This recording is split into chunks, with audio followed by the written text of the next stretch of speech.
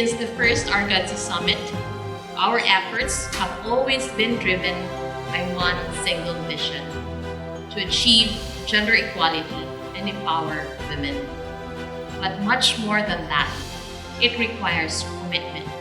Commitment to challenge existing norms, gender stereotypes, and other forms of discrimination against women and men.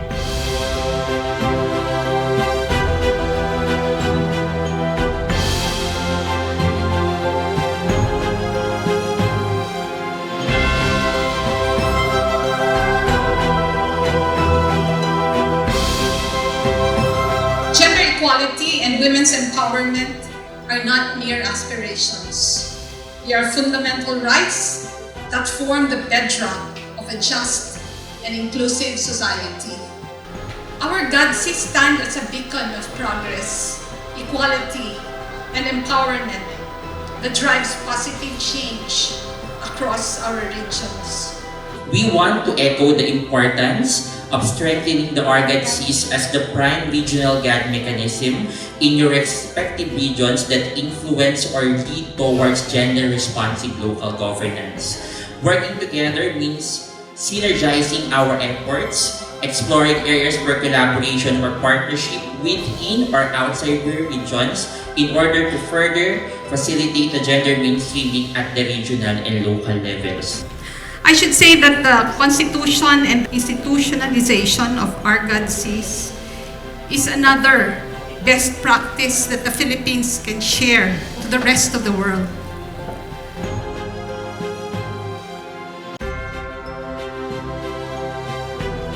RGADC summits are good mechanisms or venues to share their best practice. So that's precisely what this workshop, this summit will be all about. If you know that the Hagadaga has a specific checklist for development plans, this was actually crafted by NEDA. So what they did is that they assessed the RDP and they used the development plan and checklist in preparing the next RDP. And there is an RDC issuance na dapat gagawin yun. Dapat gagamitin din siya ng mga LGUs to guide them in their local development planning sa CDP.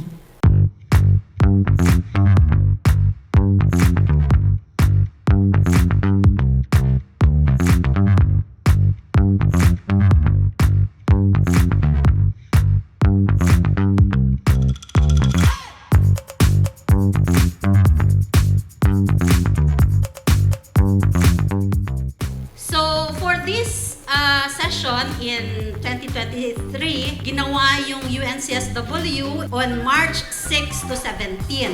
And the priority theme was innovation and technological change and education in the digital age for achieving gender equality and the empowerment of all women and girls.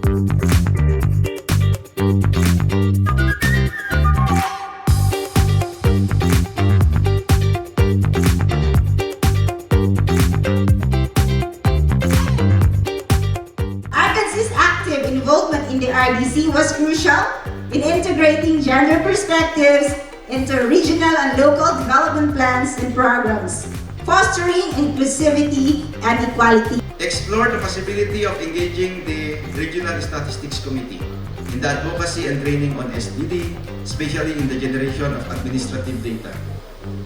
Continuous capacity building of the RGADC secretariat and technical working group to effectively perform their roles in coordinating GAD activities and aligning available resources to achieve the objectives of the committee. During the Sogadino, sabay-sabay po namin in-evaluate itong RLAs, SUCs, LGUs, and individual GAD practitioners. Recommend and endorse GAD-related policies or resolutions of RLAs and LGUs in the region to the RDC. It was designed to capacitate them in integrating GAD elements in development plans, programs, and projects. The RGADC 7 recognized the need to equip development planners with skills on GAD mainstreaming, especially because they play a crucial role in the formulation of their agency plans, programs, and projects. They are also involved in the formulation of the regional development plan. We must work to change cultural attitudes towards women and marginalized groups and create a culture that values diversity and inclusion. This is not a matter that should be left for women to do. We must do our part.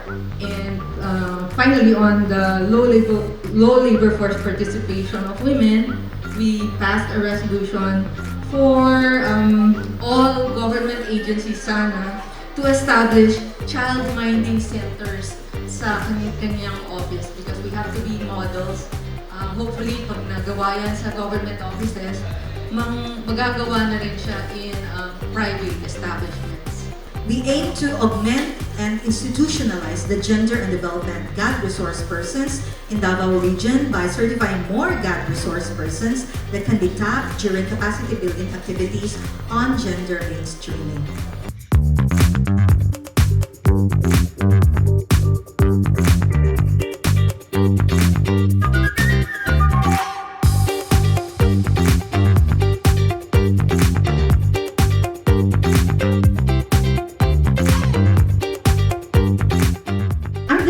Maroka was the first region to have an RGADC-approved strategic plan that follows the guidelines set by the PCW.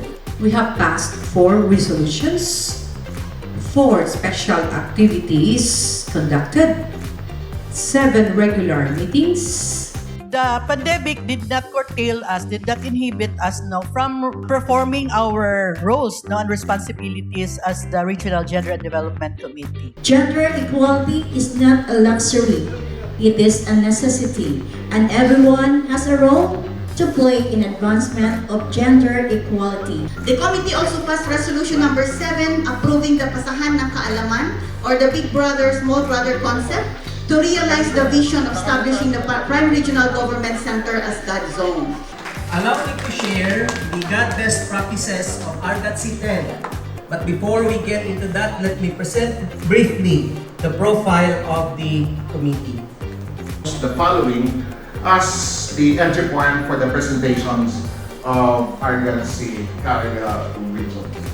We commit and enhance gender mainstreaming in Region 2. And I believe at this point, we were able to attain that commitment.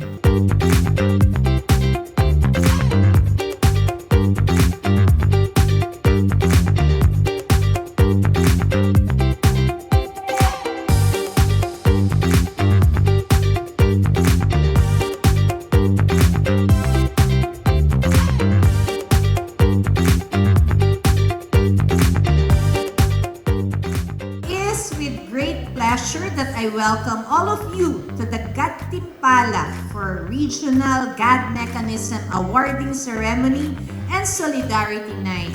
Thank you for being here and joining us on this momentous event.